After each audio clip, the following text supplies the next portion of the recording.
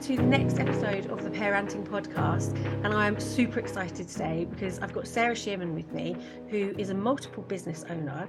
I would say entrepreneur. Would you say that's fair, Sarah? Yeah, I think that's fair.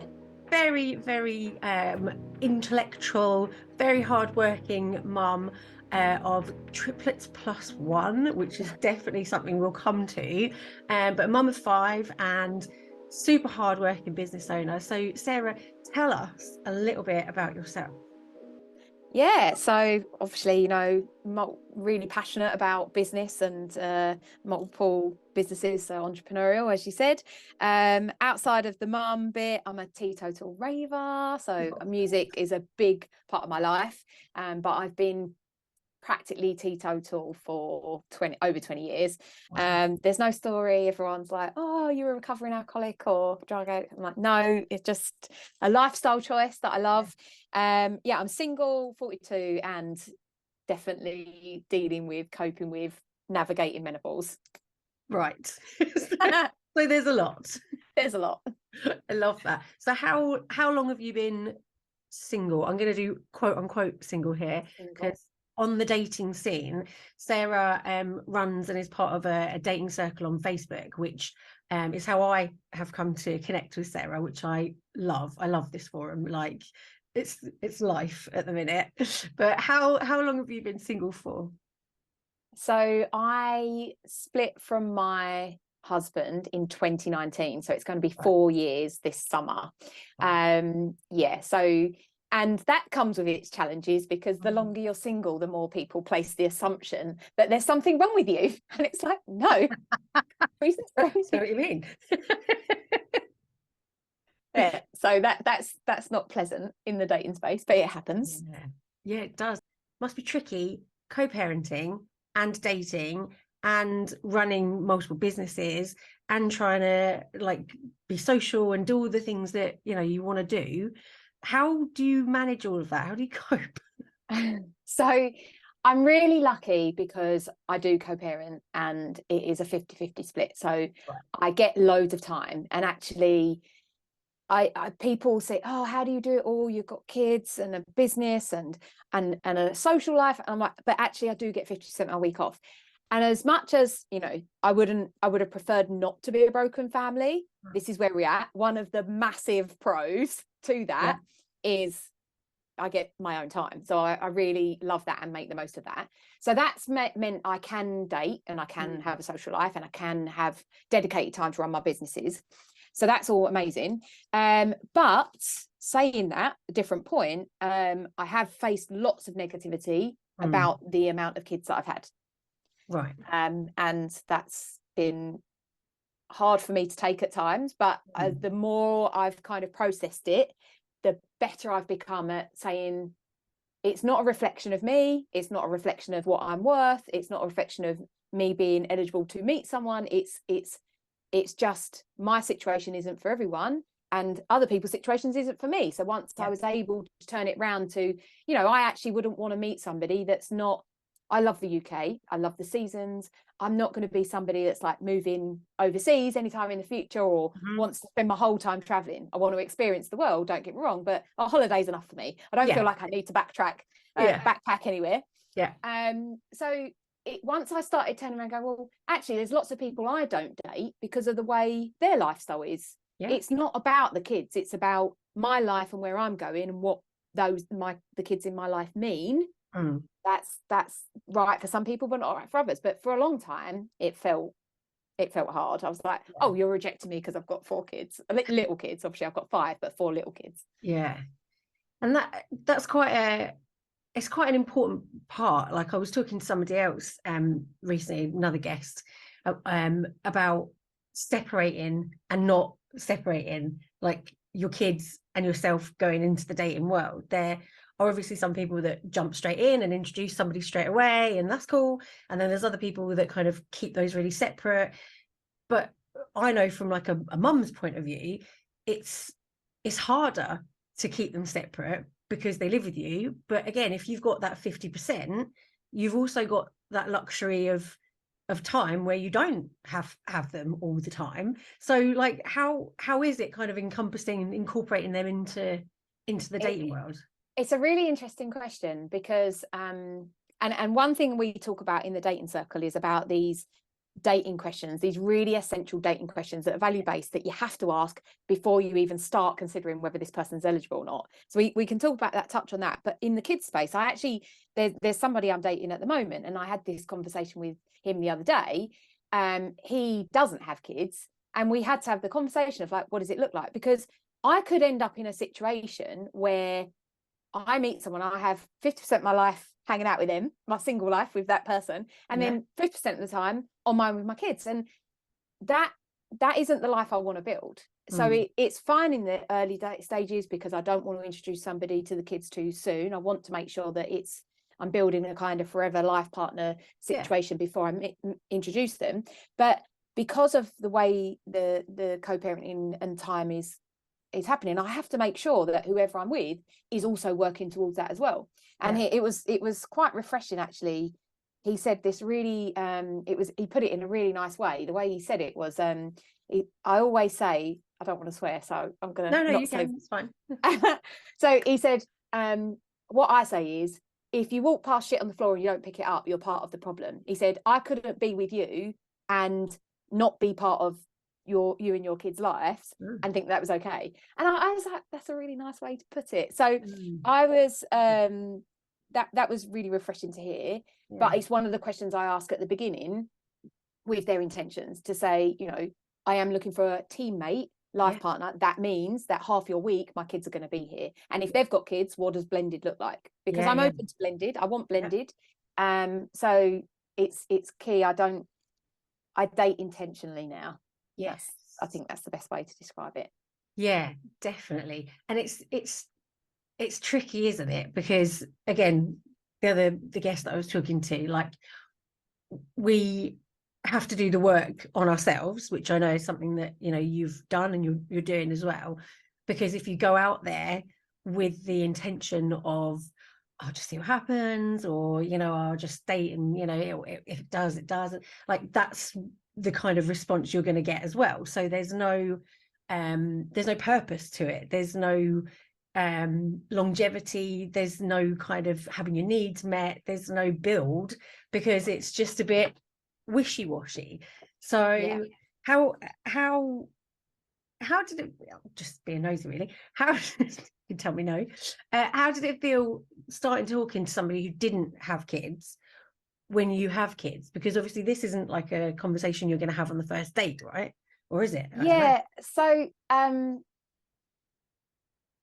I've dated guys younger than me, I've dated guys same age with kids, I've dated guys same age bit older without kids. And going back to this intentional dating and thinking about, what do I want? I used to date before on, I really fancy that person, there's chemistry, connection, I'm just going to make it work, I'm just going to make them fit. And there's clear things that in there, like, this person isn't going to fit. Like, doesn't matter how much you fancy them, want them, want it to work, you can't make them fit. So having the courageous conversations, or doing the work to understand, who am I, what do I want, where am I going, that bit was hard, because some of those questions, the answer to those questions, I didn't know myself. Then being courageous enough to have the conversations in the early date stage, I still find quite hard, and I still get really nervous about. So and some of it's been negative. Some of the experience has been negative because I've dated people that have been emotionally unavailable, and they haven't known what they want, and they just are craving intimacy and just companionship in some form, and it's fun. And then it's like, well, I'm not really thinking longer term, so I don't really want to enter into those conversations. So if I'm honest, this is the first time I've had the opportunity to talk about this to some depth. So I only can tell you what it's like from this current experience, because my other experiences I've dated a hell of a lot in the last few years, and I've had endless amounts of fun. It's been good. I've had a good ride. Literally, in some ways. I was gonna say. but when I've started getting to those tricky conversations, I've had a really good filter of you know, knowing what to ask of whether I even want to spend time dating this person or see them again if we've had a good date, first date or second date. But past that, the longer term stuff I've had has been not going anywhere. It's just been like casual. It's been, we're meeting each other's needs at that time. Yeah. It's not been, okay, this works. What do the next steps look like? Yeah. Are we on the same page? So it's incredibly hard for me to talk about my situation and the kids because it's a trigger for me. It makes me feel like I'm not worthy and I'm not, like, somebody's not going to accept me, or it's not take the kids on, but I come with a lot, right? I've got 4 little kids. That is always going to bring chaos and fun. And this is the first opportunity I've had to have the conversation, and I am loving it because the other person has been nothing but wholesome and kind and compassionate and understanding and open to it, exploring it. So it's amazing. That's so nice to hear.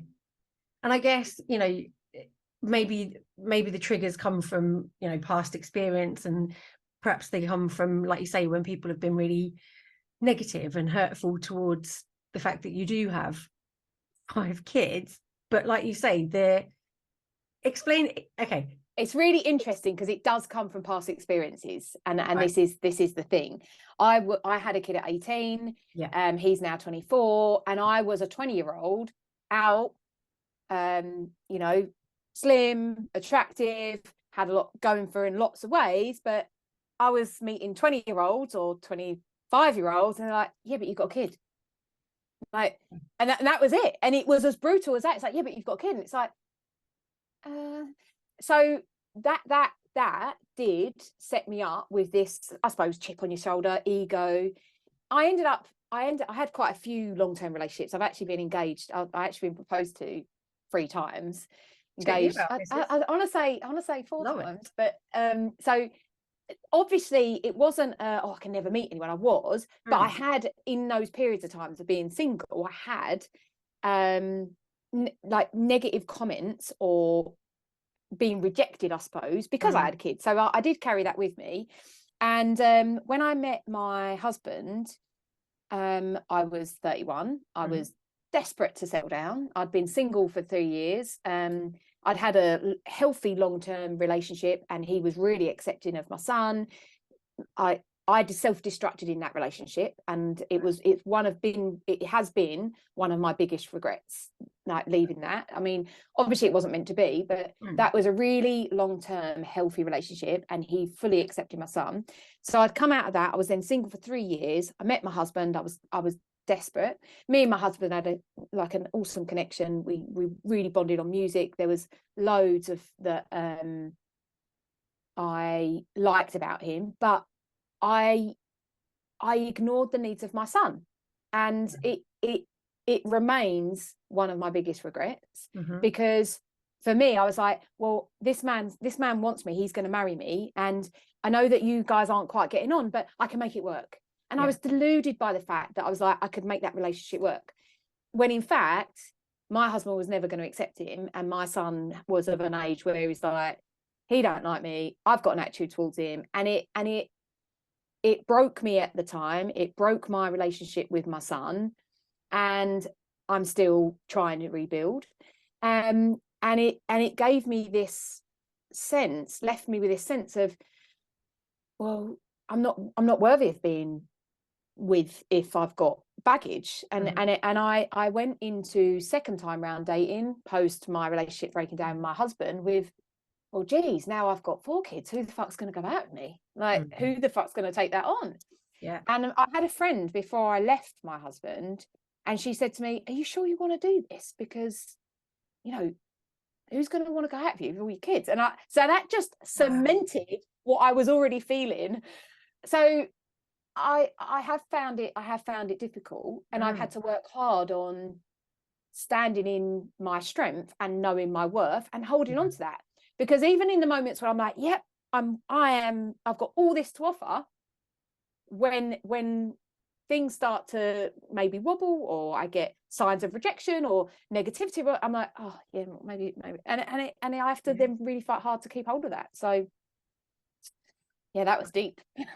Yeah. No, well, I But appreciate you it's sharing important to that. talk about it. It's really important to Yeah. talk about it because it happens in the dating Yeah. space, and there's probably lots of people that feel like that around various things, whether it be the job they've got, the debt they've got, the kids, or Mhm. whether they're renting or own a house. There's loads of stuff that people Yeah. feel make a difference to whether they're worthy or not, and it just absolutely doesn't. Yeah. And and I agree with that. And I think, I really appreciate that you share that so candidly, because, a lot of us, and I include myself in that, have been in that situation and we feel it. And the shame of admitting that you put a partner before your child, not always intentionally, in my situation, it was, being completely coerced, and had no idea at the time, because I'm this strong, independent woman and I can, I can do what I like, but had no idea until I was in the thick of it. Not even then, I think, until I was probably out of it, that that's what had happened. And you don't realize, because you're not having any of your needs met, so you're not meeting any of your child's needs. Things are just happening, and the shame that and the guilt that comes with that on afterwards, that people don't talk about, is because we don't want to hold our hands up and go, I fucked up, I made a mistake, it was unintentional, it was Yeah. beyond what I could manage at the time. I think what has helped me in all of this time, you learn about yourself, you have the work to help you process, heal, and all of that, but you also pick up tools of information or nuggets, whatever you want to call it. And I think the biggest thing that's helped me, not only with forgiving myself and decisions I've made, but also with getting a better relationship with my parents and people around me, is like, we are all doing the very best we can at this moment in time with what we've experienced, what we know, Yeah. how we feel about ourselves, what tools we've got to cope with life, and all of that. So that was a massive part of my journey.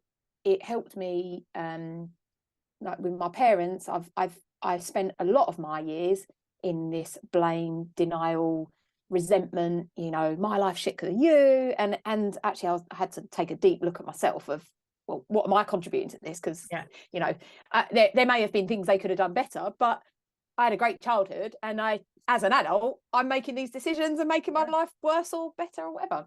And the same with what happened with my son.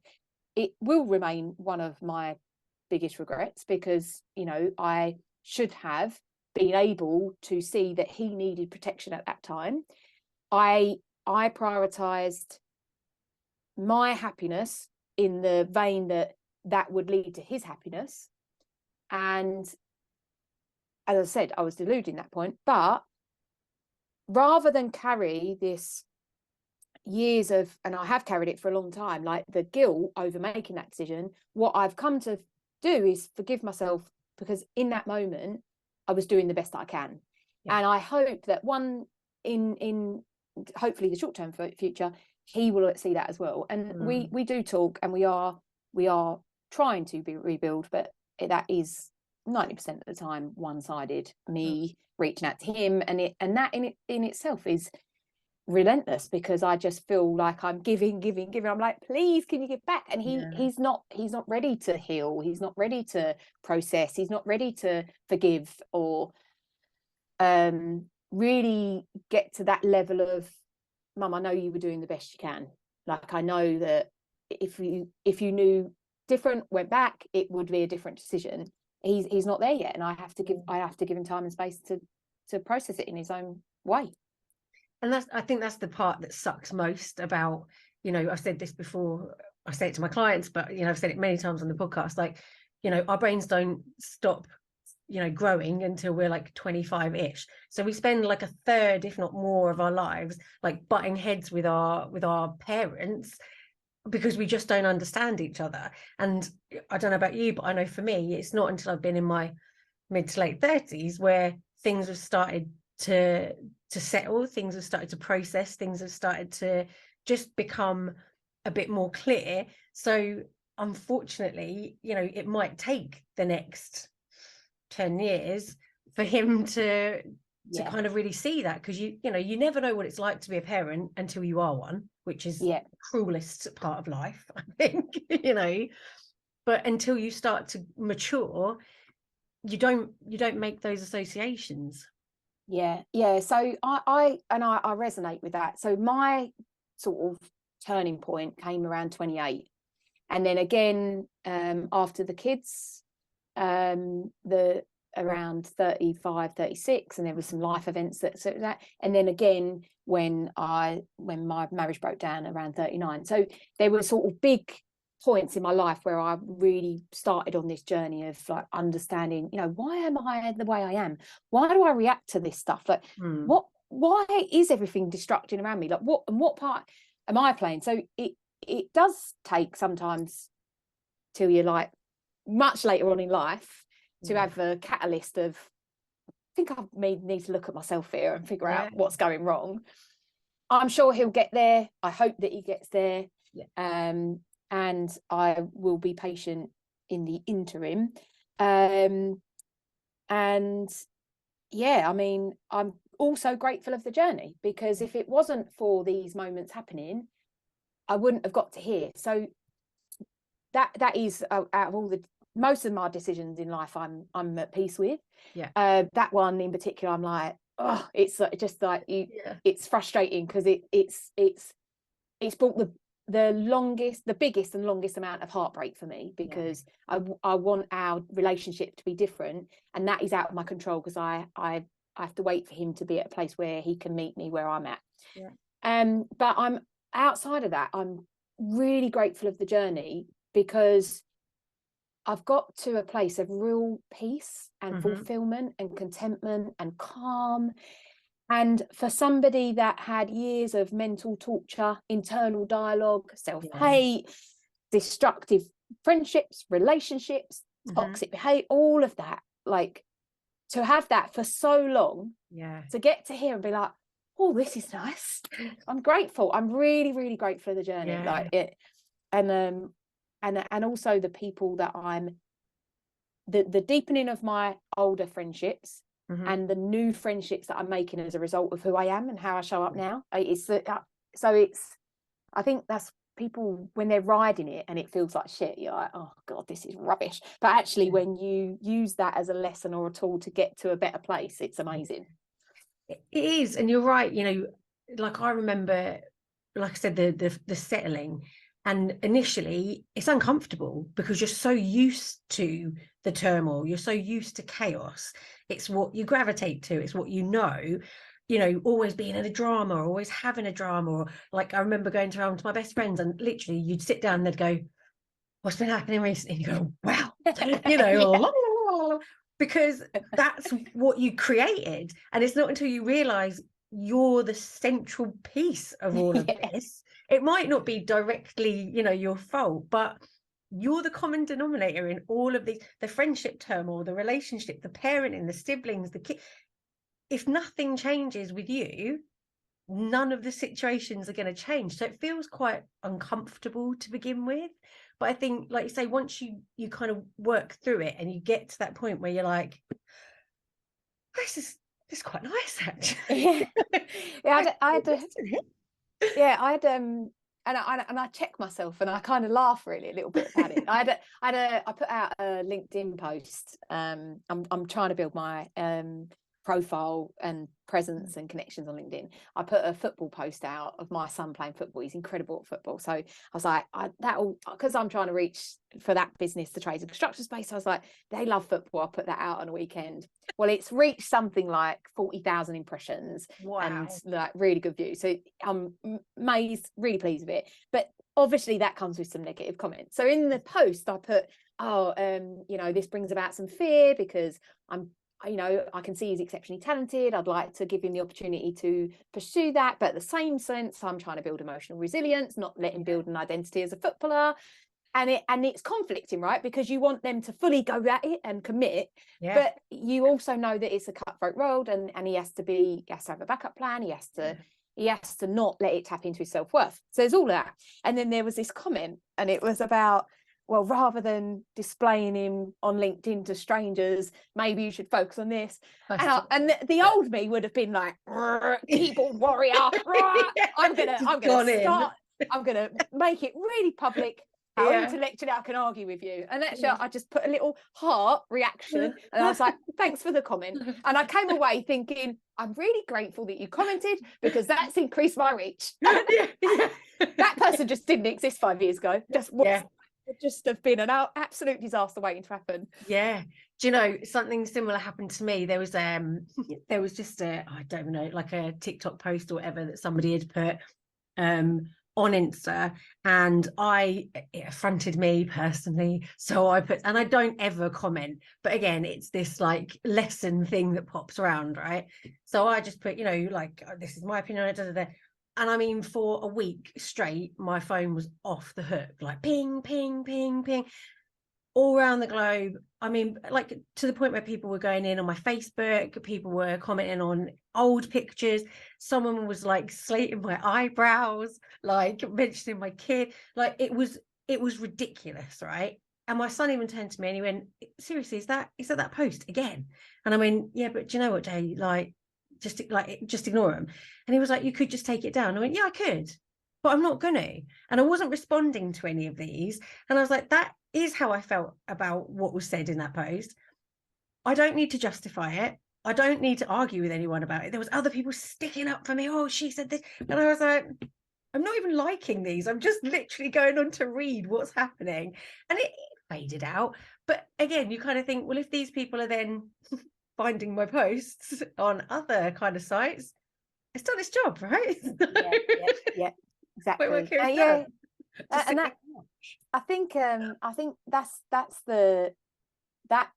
where the growth is, because that's where the growth is, because because I had a comment on TikTok. I've put the dating circle on TikTok, and I've been doing videos, and I've had some success with that. And one person put, I couldn't get past the eyelashes to listen to the video. And again, I just put, thanks for your comment, because I'm just like, you commenting is increasing my reach. And I think that, but to get to that place, you've really got to have strong self-love, right? You've got to, and that's so the resilience for me, and the calmness, and the lack of emotional reaction has come from a place of real deep self-love. And there's still work to do, and I know there's still work to do, because we can talk about, I mean, anything in the dating space, obviously I love talking about, but attachment in particular, this is a bit of that journey that I'm investigating now and working on. So there's definitely still some deeper self-love stuff to do, but when you've got that rock solid self-love in some degree, you can refrain from entertaining people that don't, because ultimately they don't have the self-love, and that's why they feel the need to criticize. Because we're all, and I said this the other day, it's not that you're not allowed to have an opinion, it's just you don't have to convey that in a condescending, negative, lack of empathy and compassion way. You can still be kind with your message no matter what you're trying to say. You can disagree on an opinion, but you don't have to do it in a way that's, just don't be a dick, basically. Don't be a dick. So I think part of the stopping the need to react is coming from a place of deep self-love. Definitely. And that takes a lot. And I think, and correct me if I'm wrong here, but when you co-parent, when you split up from your child's other parent, you can have that niggly, and you have the nagging, and you have the just really unpleasant. I mean, this isn't for everyone, and I'm talking from my own perspective, but really unpleasant interactions. You do start to feel like you've failed because the relationship's broken down, or you're a shit mom, or you're being told you're a shit mom, or you're not doing what other people think you should do, and blah blah blah.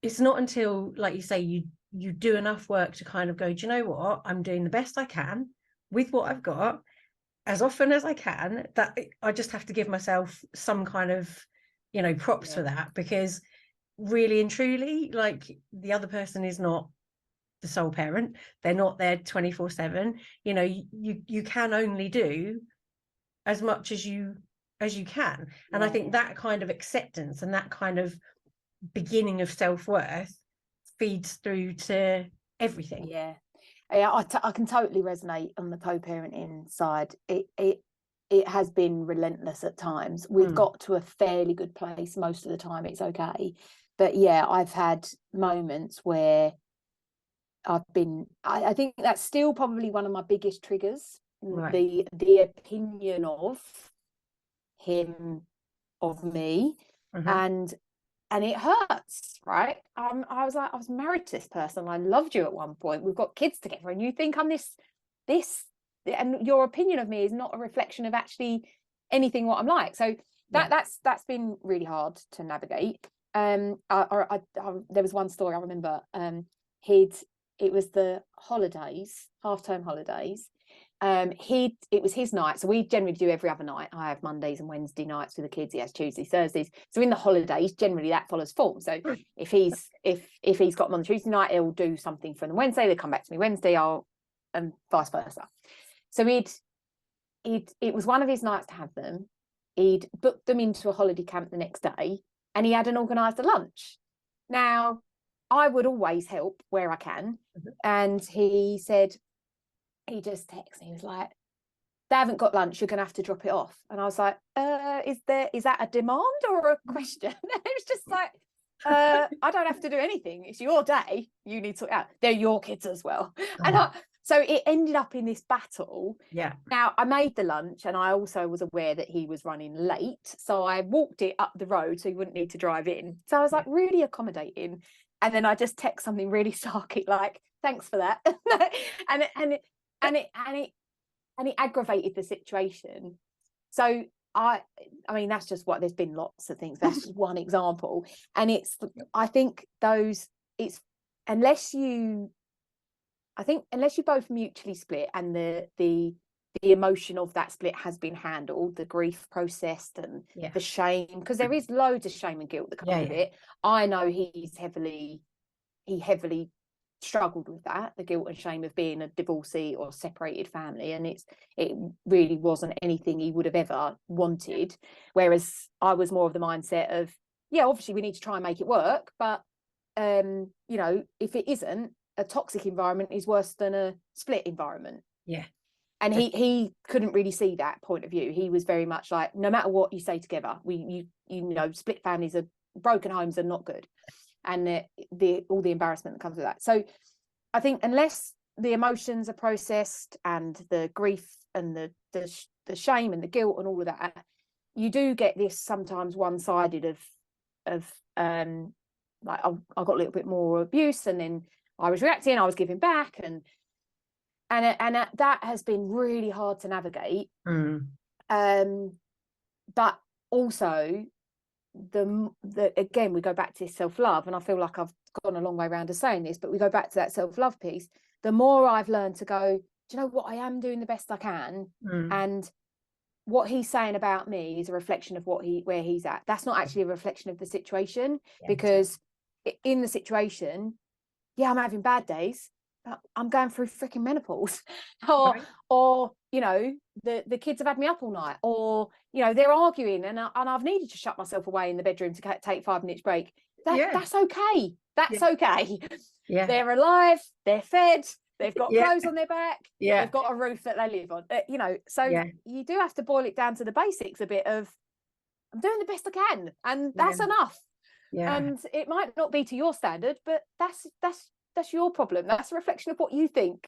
I know I'm doing okay, and I can hold on to that. But when you lose sight of that, and you let other people's opinion eat away at you, which I have done in the past, it's a downward spiral to not a very nice place. I would agree with that, because again, it impacts every area of your life.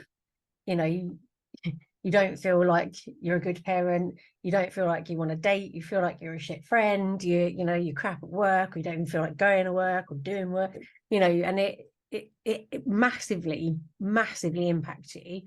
And it's it's detrimental to everything because the kids pick that up as well. Yeah, there's enough mum guilt without somebody else berating you. God, yeah. Yeah. I mean, I think parent being a mum, well, I suppose both parents, mums and dad, but being a mum, it just comes with the badge of, what can we make you feel guilty about today? Yeah, I would agree with that to a certain extent, but I think a lot of that is generational. I think, you know, I caught myself yesterday, you know, saying something, and then Jay looked at me and he went, God, why are you so moody?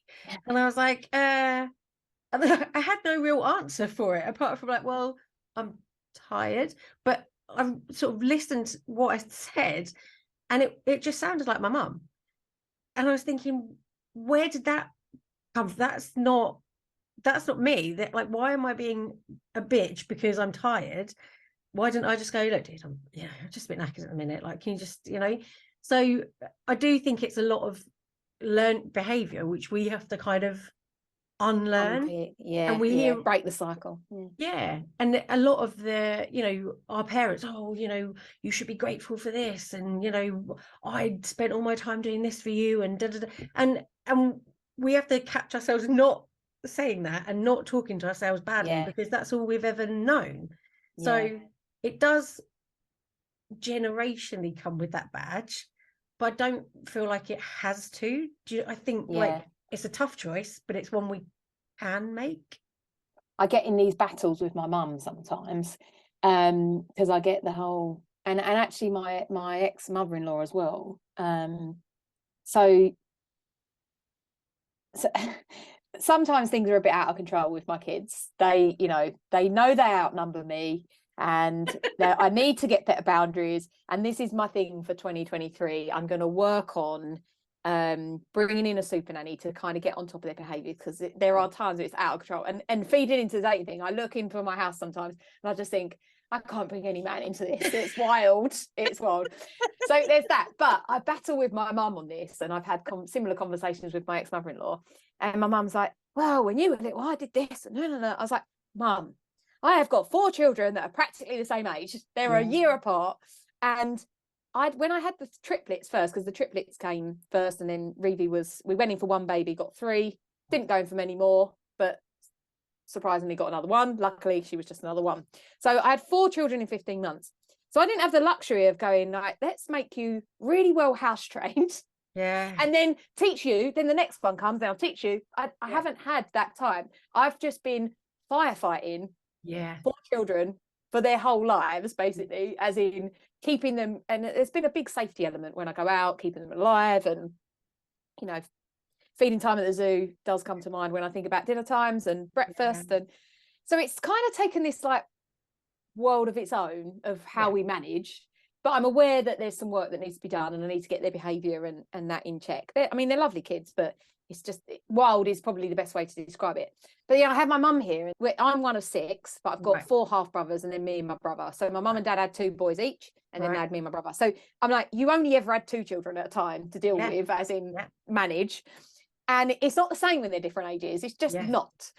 And then my ex-mother-in-law was the same. She's like, well, I just had to cope. I had 4 kids. I'm like, again, different ages, and you didn't have to work for the first 10 years. So I've had to work and juggle kids and a partner that's, you know, doesn't want to get involved in the team stuff in the house, and it's a lot. So and a breakup.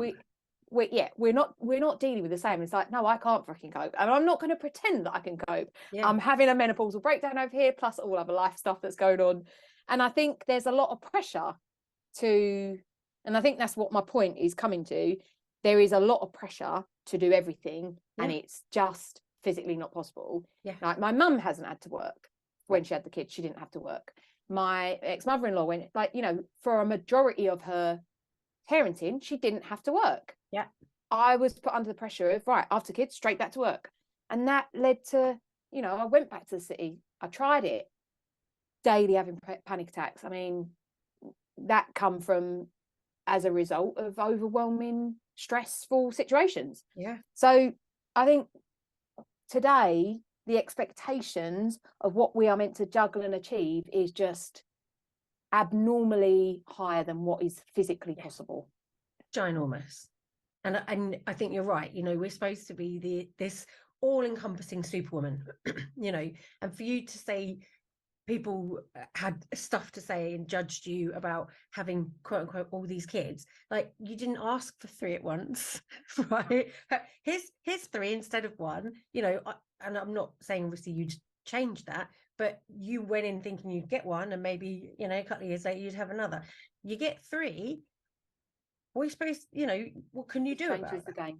Yeah. It massively. You know, I have friends that have twins. Like, no, there was a lady in hospital that had triplets, but like a couple of friends of mine have twins, and the same sort of thing. You know, I've helped them. I've watched them juggle 2. 3 is yet another child on top of that. Yeah. Like, I don't know how you're supposed to be all singing, all dancing, house clean, you know, look perfect, go to work, sleep all night. It's physically impossible. Yeah. And as I say, like you know, you do want advice and help, but not, you want constructive stuff that's actually going to go, maybe try this, not point the finger of like, you're doing this wrong, you're doing that wrong. It's like, I'm just trying to survive, to be honest. I'm literally just trying to get them from dinner to bed in one piece without anyone having a punch up. That's the aim. Yeah, without anyone cutting themselves, bleeding, falling downstairs. Yeah. But I mean, obviously, and this is my kind of motto with life. I talk about, I learned very early on in my business coaching about above and below the point of power. Like, if you're below, you're in blame, denial, and excuses. If you're above, you're taking accountability, responsibility, and action. And so I kind of apply this. And when I look at my situation with the kids, and I'm like, okay, it is what it is. I recognise that my reality with the kids is a reflection of kind of what I'm doing, and I can make it better. Do I have the energy right now? No. So let's just stick with the survival tactics. It's working. You know, we know that it's stressful and it could be less stressful, but until I've got the time, the money to invest, the energy, let's just go with it. And I've managed to just navigate, you know, people's opinions and their, you know, I do this, I do that. I'm like, until you walk my shoes or put yourself in my situation, you just can't really comment because it's quite unique. And I never really put my opinion onto others' opinion, like, especially when it comes to parent. I'm just like, yeah, you just figure out how that works for you. Good luck. I you know, there's stuff that's, I've got friends that do ask me stuff. Like, I've got one friend, I'm like, well, this worked for me, or that worked, try this. There's a book you can read, you know, check that woman out or whatever. But I just try and avoid it because I just feel like it's quite a sensitive, I found it quite a sensitive area. Yeah, it is though. And you know, there's people that say really stupid stuff. Like, I've said this before with Joel, like, they're like, oh, you've had him really early, oh, it means you get longer to love him. He like almost died every day. Like, what a fucking stupid thing to say. Like, do you know what I mean? Like, no, I had a woman say to me when I was pregnant, when she found out I was pregnant with triplets, and she went, oh, when you found out, did you want to kill yourself? I was like, no, that's not quite what I thought, what my thought process was. But wow, I mean, there's some special people out there to say stuff like that, like filter. So it's interesting because when we talk about the triplet thing, you get asked loads of stupid questions. But what I say to myself is, because I'm in this triplet group, and it's triplet and quads, and everybody moans about it on there, and I say, the thing is, if I wasn't having triplets, I'd probably be asking those stupid questions. So I just forgive the people asking, because I'm like, I'd probably say the same thing. But I've had things like, is it the same dad? It's just like, Hang on, I need a minute. Sorry, I wasn't trying to conceive in a massive orgy, so I'm hoping that it is just the same dad. Wow. I've had that. I've had there's no words. Yeah, I've had because obviously Reevie was unexpected. I fell pregnant when the triplets were 6 months old, and it's like, have you not got a TV? You know, are you mad? It's like, no, I didn't plan this. So. Yeah, it was accidental. But yeah, I've had loads of really dumb stuff. I'm trying to think of some of the other things that have been said to me, but it's been interesting. But but actually, if you're a pregnant person just having one baby, Mm. you get asked the same sort of questions. They're just different. So, like, how many weeks are you? Can I touch your tummy? You know, is it a boy or a girl? Have you got any names? So it's the same repetitive questions that people ask. It's just focused on triplets. It's different, and most people have never come across triplets before. So I get that they're intrigued. It was quite difficult going out when I had them as babies, because everybody just wants to stop you and then talk to you, and you're like, I just want to get some milk. Like, I literally just want to go in the shop, get some milk and leave. Can I just get the kids in and out of the car? That was so quite intrusive, like everywhere you go. So at the beginning, when they were really tiny, like a few weeks old, up to about 4 months, we got away with this. So I had this carry cot, which was a double carry cot, so it was like really big, and the 3 could sit in there. So it fit on this frame, so actually people couldn't see in, so they just assumed that I had twins. So that does get attention, but not so much. And then when they did peek their head in, they're like, oh, it's triplets, oh, there's triplets in there. And then there was a crowd, and it's just like, I remember once being left in Sainsbury's. I'd left my husband in Sainsbury's. We had this pram, 3 it was a train, three car seats on it, or the carry cots, and I went round the shop, and I came back, and there was about 20 people standing around him asking him questions. It was funny. But that's really personal, you know. Like, I didn't get it much because I had a little bump, but I used to get it the other way. Like in hospital, this woman was like, oh, when did you have your baby? Yep, still in. What? Oh my God, you're well small. You know, like the other way. But it's very personal, isn't it? Like, you wouldn't just walk up to somebody in the street and just be like, hi, what do you do in the bedroom? Or like you wouldn't ask them really random stuff. But it's like, it gives people carte blanche to just the amount of times I got was it IVF? And I got that so many times, and I'm quite open. I don't mind, but there are some people that really get it's sensitive or offended, or it's intrusive, and I get it. It's not for everyone, but I think there is a word I'm trying to find in my mind that describes this. But it's just not a very nice thing to do, to just ask these kind of questions. But also, I do think to myself, I probably am guilty of asking it myself. That's why I can be forgiving of people that have asked me dumb questions. I actually genuinely don't mind. I'm just like, it's fine. But there are some people that I've been with that have been really offended. So and I get that. Like, especially asking people about, like, is it IVF? I mean, you know, we all know people that have lost kids and have been desperate for kids, and you know, if they fall with one naturally or through IVF, then you know, they're super lucky, or if they get to adopt, they're super lucky. But you don't know what that brings up for people. You don't know what that triggers for people just by even asking them any sort of questions, really.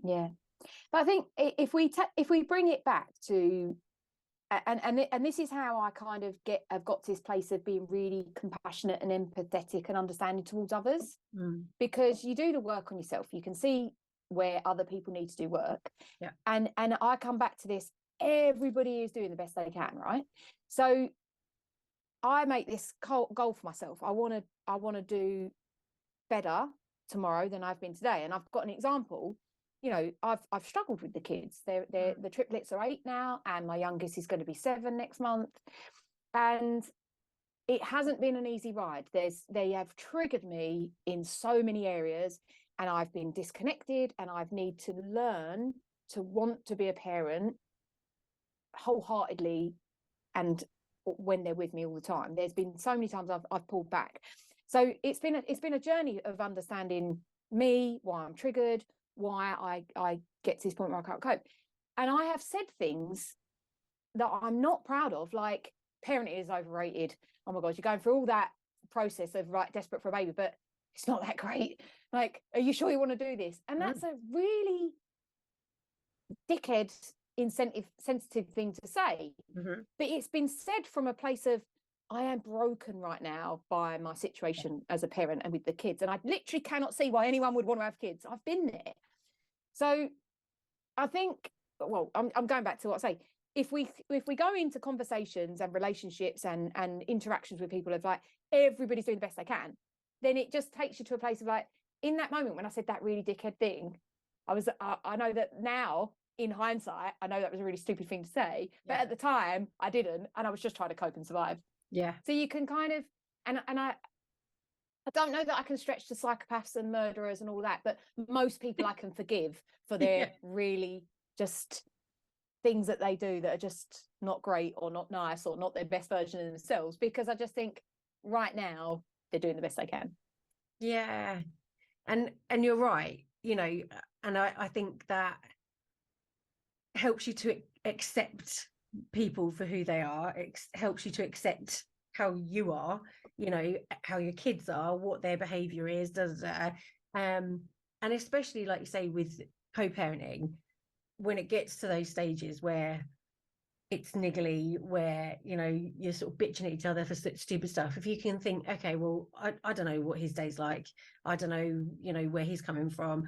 I don't know why he's acting like this, you know, but you can take responsibility for why you are, and you can go, all right, let's just draw a line under it kind of thing and be the more mature one. Then at least you can kind of move forward from that and not let it escalate to a point where it does impact you going forward, does impact the kids, where, you know, everybody's a bit affected by it and dysregulated because it's all a bit out of hand. You know. Because like you can only control the controllables, and if we take a long hard look at that, that's just yourself and your actions, and you know, when you feel something, how you process that. So when you let go of actually the way that person's acting or the thing that person said, that's out of my control. It's actually not for me to even have a care about or an interest in trying to change it. You know, that's where they're at, and that's okay. That's fine. I'm not there, so I'm just going to leave that comment there, or I'm going to just not give you my time and energy, or whatever it is, whatever the need is. And actually, that attitude has not just helped me in my own life, but in dating, in the dating space, in my business world. So like if we look at dating in the group, and obviously you're in the group, so you've seen the interaction, it's a support group, and loads of people bring their shit to the group, and they're completely oblivious to some of the stuff that's happening is actually because of them. And then we talk about ghosting. So this comes up all the time. Oh, why do people ghost? This, that, and the other. And I kind of say, well, what does it matter? Because it's a reflection of them. Yeah. You know, that, and I say this all the time. I said, I don't ghost, or I try my very best to avoid that, where it's necessary to send a reply if you're not going to keep on contact. And there's been times when I haven't. But I have the conversation of, you know, it was great to meet you. It's not working out for me, you know, or, you know, I didn't think we quite clicked, whatever the reason. And I've had to have that numerous times. It never gets any easier. It's never a nice message to deliver, but it has to be delivered. So there's loads of people that feel like, oh, it's easier and less painful and not nice if I just don't message. Whereas actually the other person like, they're like this, that, and the other, and I get it. I get why they're so rolled up about it.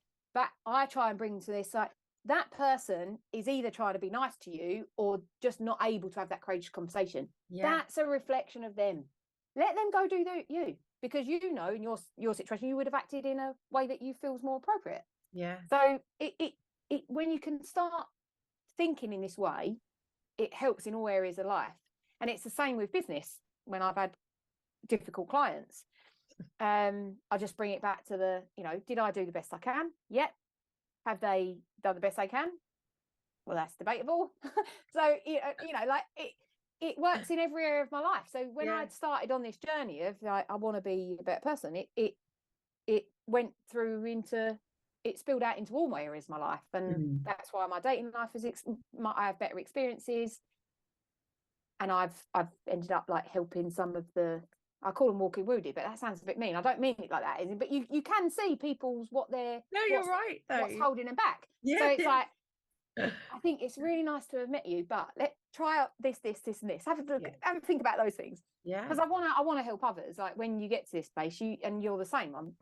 You want to feed that, give back to others. But it's the same in business. I go into businesses and I can see all their struggles. They're using drink to cope as a coping mechanism, or they're avoiding growing because they've got money mindset issues, or they're having issues with their team, but they're not actually leading by example or stepping into the shoes of being a good leader or manager. There's so much, and I sort of feel like I'm a big warm cuddle. It's like, it's all right, we're going to be all right, because actually your business needs sorting out, but it starts with you. And if we work on this bit, all of those bits are going to get better, and then we can figure out the functional stuff for your business, the systems, the money, the team and the sales and all that. We can figure that stuff out, but actually what bit of work do you need to do? And so that's the other nice bit of getting to this place of calm. And you can, I say, it's like, I want to make the world a better place through business and people. That's my ethos. That's my golden thread that runs through everything. Love it. And I can only be that if I'm that to myself. And now I've got to that place where I'm that to myself most of the time, 90% of the time. I can then be that place for others. And I don't want to be a coach. I've never wanted to learn or train. But what I do is bring it into all my businesses and hopefully my children. And that's the bit I'm working on now, and my relationships. Because if I'm a good person, I'm a good person to you, and I give you the insight that I've learned, then you can go and be a good person.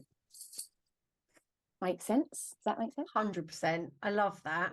And it's funny, isn't it? Because like, even with relationships and friendships and work and all that kind of stuff, like, I always think, and you can make assumptions as to where this started, but I always think, don't have conversations with people that don't understand you, because you're basically you're fighting with a paper bag. Like, there's no commonality, there's no general understanding, you're hitting your head against a brick wall.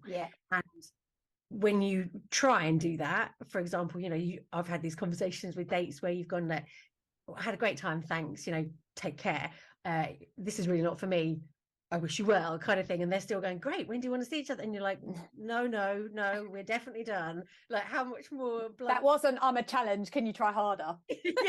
yeah. It's like, so you say these things, but it's also like in work, when sometimes people come to you and they're like, I really want to work with you, and you're like, I don't think we're a fit.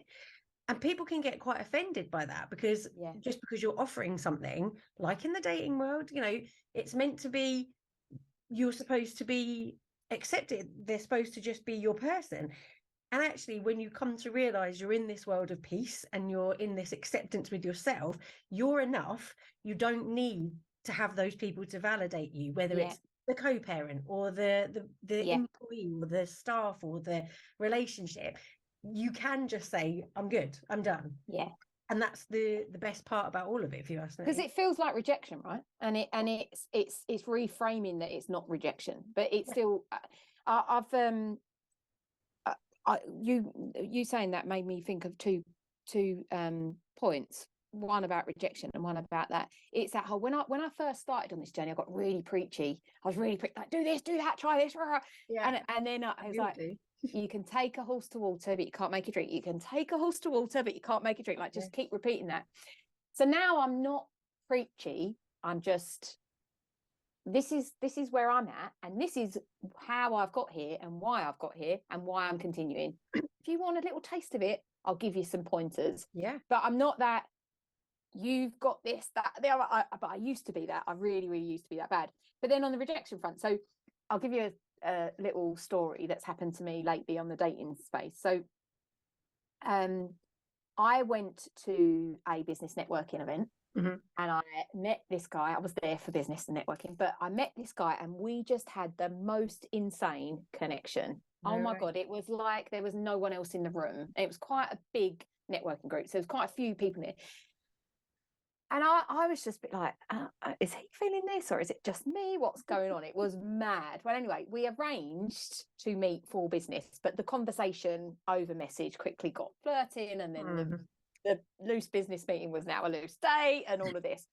But across the conversations, it became apparent he'd only just left his wife of, I don't know, 18 years, 20 years, whatever it is. And I never really date people that are not long out of relationships. But honestly, the energy and whatever was insane. And I'd been through months and months of feeling quite numb because I'd been hurt last summer, and I thought, oh, he's like kickstarted, giving me my mojo back with dating. I want to explore this. I'm feeling something. This is great. I love it. So we spoke. We went out on the date that wasn't spoken about as a date, but clearly was a date. And he didn't kiss me. And I was like, why haven't you kissed me? And I was just like, why? What? I wanted you to kiss me. Anyway, we carried on chatting. We had a phone chat after. And he said, I've just got so much stuff to sort out. I've got to sell the house. I've got to get divorced. I'm navigating the kids. And, it's not the right time. So in that moment, it felt like rejection because I was like, I've heard people before saying, oh, time is not a thing. If it's the right person, they'll just make it work. But in my conscious mind, I was going, yeah, it's not the right time for him. I get it. But it felt like rejection. But anyway, we kept on talking. We couldn't stay away from each other. We spoke about seeing each other again. He wanted to see me. I wanted to see him. I was like, you do know, because he'd asked me if we could stay connected as friends and left me with a decision. And I said, I can't stay connected as friends. Like, what will happen is I'll end up pining it for it to be more. You won't be able to give me more. And even though I can rationalize that, it's because of timing. My inner worth, all the work I've done will be like, you're not good enough. He doesn't want you because you're not worthy. And then you're waiting. I'm waiting. I said, I'm going to want more. And I said, I can't be friends. We kept on talking. We spoke about seeing each other again because we both wanted to see each other again.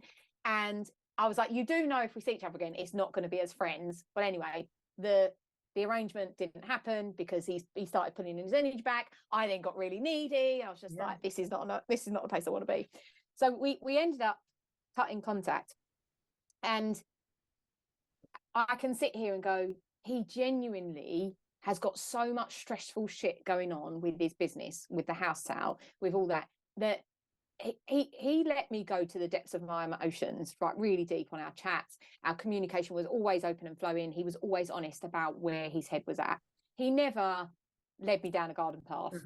He was a lovely, lovely, genuine guy. We found out our birthday was the same day. No way. Yeah, mad. That's crazy. But the pulling away or me cutting contact or, that, it still felt like rejection. Yeah. Even though I can rationalize it, it's not. He likes me. I like him. If it was another time, we would be going forward. But it's not another time, and timing is important. So I think there is that element of even the work that I've done and even the place I've got to, I still have moments of struggling to process rejection. It never feels nice. And I can reframe it and go, rejection is redirection. I've now met this mate, like this guy I'm dating now, he's like incredible, really, really incredible. So if I had not stopped that, I might not have met him, so it's all that stuff. But in the moment, letting go of that because you're emotionally attached, and it's hard. It is hard because, and that can be with jobs, that can be with kids, that can be with people, friendships, whatever. When you want it to be something else, the rejection is hard. It is, but I think, like, for me, and something I've always asked my clients is like the very first question is, what are you making it mean about you? And if you're making it mean, well, I'm rejected, that's where you need to look. If you're making it mean I'm not worthy, that's where your work is. Like, all of these things are interlinked, but when you start working on that, you then re-ask your question in a different situation. Well, what am I making it mean about me? Well, actually nothing, because in the scenario you've given, he's not rejecting me. He's been really honest. His communication, which is what I've wanted, is great. And like, you've had a great experience. You've had this connection, which, like you say, kick-started you back out. There are so many positives that have opened you up to this next guy. You know, let's say it carries on and it's great, you know, you're grateful for the last one. Let's say it doesn't, then, you know, you think, okay, well, what am I making this mean about me? Am I going to feel rejected? I'm not going to feel rejected, because I can look at the positives, and that will take me to, you know, and in theory, and it has to work out, friends reference, because it just has to, you find someone that you end up with, and then, you know, you don't need to wonder anymore, because all of those boxes get ticked, right? Yeah. So yeah, I agree with you. Like, it is about that. I think I can see why people find it so hard. So that's a really good tool for them to have. Like, why am I making this about me? What is it about this situation that I love that. Really good. And it comes into play, you know, for me, it always came into play before I knew, you know, like with my ex, whenever he's having a go about you being a shit mum, or you've done this, or, you know, we will talk about stories, I'm sure, another time off camera. But there's a myriad of them over the however many years we've been split up, where you kind of go, what he's saying, like you've said, isn't about me. It's about him. So why am I making it mean that? And in the same way as you said, you know, it's definitely about what's going on for him. So don't even start to internalize that. Yeah. It means something about you. It's definitely on him. So you kind of just go, see you later, Nobber, and shut the door. You know, you don't need to do any more than that. And then when things are good, things are good, and you just kind of bumble along, and it's is what it is, you know. Yeah. Switches up your energy as well, right? Oh my God, yeah. Switches up your energy so much. Huge. And it's, you know, I think that with the children as well, you know, we can do what our parents did, and we can sit there and go, you know, why am I you know, wasting my energy on you, and why am I, you know, being the martyr about it all the time?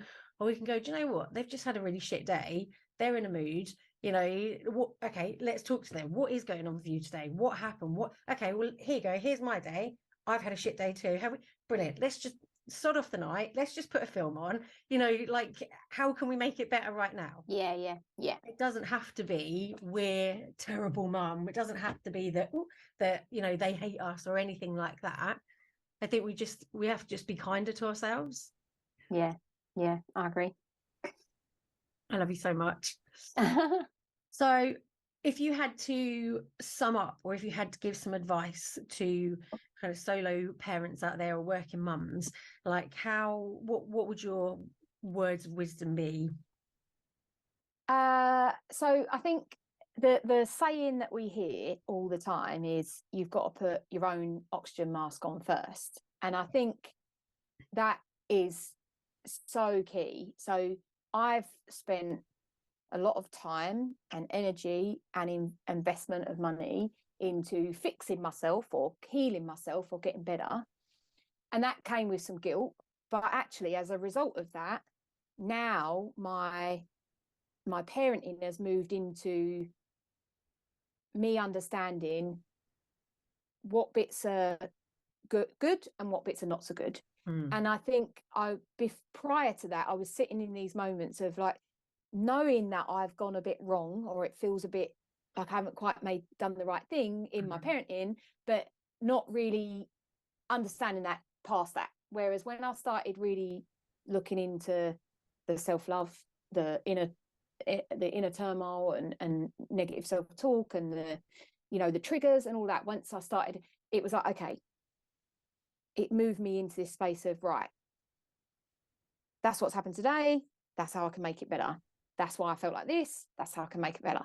Oh, I can see that with them, right, that's why they're feeling it. So I think that not to feel guilty about the saying we hear all the time, put your own oxygen mask on first, because that's what's going to help them to survive too. I'm so passionate about breaking the cycle. So I've done that for myself so that I can do that for them. So the way I parent them now is different as a result of me dedicating time, effort, and money. And sometimes that money was times I was doing it over and above giving my family a holiday, because I was like, I really need this. But that's put me in a position where I can make their life better for the longer term because of the work I've done on me. And and it helped me to really see and understand the triggers and then work on those. So that would be my advice, to not feel guilty about needing to do that. The working and juggling thing, you know, life is a roller coaster. It happens. You know, I'm extremely lucky that I've got a 50-50 childcare split. Some solo parents are not in that position. So I think really with that, it's about being practical. Like, how much do you need to earn?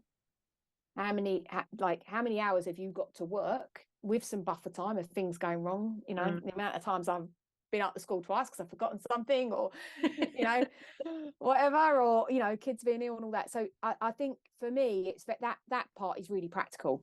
How much do you need to earn, or what do you want to earn? Like, how much is bills, but how much do you watch the lifestyle you want? What hours have you then got? Is it 5 hours? Is it 10 hours? If it's 40 hours, whatever it looks like, what have you got to do to earn that level of money? So, you know, whether that's a job or whether that's a business, you know, actually it's better to start with the end in mind. And I say that now. I had a really interesting conversation with one of my clients. Had a woman approach her, and she wanted to sort of partner with them and do a thing. And she came to me and she spoke about it. And once, by the end of the session, she went, "Oh yeah, no, I don't want to do that. That's not a good idea. That's going to be way more stressful." And I was like, because you need to start with, what do you need to earn? Yeah. But to either cover your bills or maintain your life you want, what do you need to earn? How many hours you got? What are you going to do with those hours? So, because you can work backwards, you'd be like, "Oh, okay, well, actually, I need to earn £50 an hour. Okay, how do I earn £50 an hour? What can I do? You know, is there some passive income in there? Whatever." So that's the business side. And then if you're dating, don't let other people's like thoughts and opinions affect how you feel about your family and your desires to be with someone. That's been my biggest lesson. Like, my situation is what it is. I love that I've got a big family. I love what the future is going to bring with that big family in ways of festivities and games and fun, and you know, when they meet partners and that, like, I love what I've got to come. It's hard now. I'm enjoying it for what it is of their age, and the games and the days out and the experiences and the magic Christmas, all that. But there have been so many times I've looked at my situation and it's made me feel like, oh, no one's going to want me. And actually that's complete and utter bullshit. So it's really, don't let other people's opinions make you feel like you're not worthy. And yeah, that's it. That's my advice. I love that. You're so bang on. And I'm so thrilled that, you know, you've decided to come on today, because I think, you know, so many people will resonate with what you've said. And I think it's great advice. You know, business advice is spot on, but to also have, you know, personal and professional advice, I think, you know, you're going to help loads of people. Already you are in your daily life, but certainly listening to this, I think you're going to have a massive impact. So thank you so much, Sarah. Where can everyone get in touch with you if they would like to ask you anything or work with you? Thanks for inviting me on. It's been really amazing. I've loved it. So I've got a few different places you can find me. For business, it's probably best over on LinkedIn. So I'm just Sarah Shearman and Sway Evolve. That's my business management consultancy. For the kids stuff, it's My Army of Little People. And I've got handles on Facebook and on Instagram. So that's just very much me and my life with my 5 children, the 4 little ones. And then the dating circle is over on Facebook. It's a support group. So yeah, anybody that's for people that are newly out of relationships, processing the grief, in the dating thick of it and want some support, or into new relationships and they're navigating that healthy relationship, which is where I'm at. It's like, oh, I need to know what healthy relationship looks like and how to be in that. So they're the places you can find me. And I would highly recommend the Dating Circle on Facebook. It's supported by some really great coaches, and obviously 2 of which have been present on the parenting podcast. So Fidel Bohill and Leanne Hewitt-Davies. Literally, like, if you want to know anything, it's the best place to be. So I would highly recommend that you get in touch with Sarah either via the Dating Circle or via any of our other business ventures. And thank you so much for coming on. You'll have to come back another time. There's Definitely so much more to talk about. No, thanks for having me. It's great. Thank you. Thank you. You're welcome.